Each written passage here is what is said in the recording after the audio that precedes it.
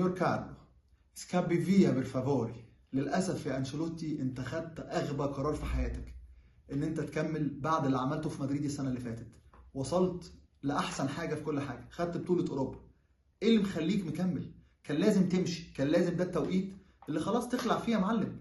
كلنا عارفين من اول السيزون ان مدريد فيه مشكله في الديفنس، فيه مشكله في قلبين الدفاع. طلعت اسينسيو من مدرسه الكوره وكان ريسك بس تمام وادى بشكل كويس. انا ما اقدرش اقول لك ان الفرونت لاين فيه كلام، انت عندك اربعه قدام جامدين جدا، رودريجيز وفينيسيوس وبلينجهام ومبابي. ماشي، ما عنديش مشكله، الاربعه طبعا جامدين. بس بعد ما اتعور كارفاخال عملت كارثه، عالجتها بكارثه اكبر. وديت فالفيردي يلعب باك رايت، وانا من وجهه نظري فالفيردي من احسن 2 3 في العالم في نص الملعب. لعيب بيشوط، بيجيب اجوال، بيعمل فرص، بيزيد من تحت، بيلعب بدماغه، بيعمل كل حاجه.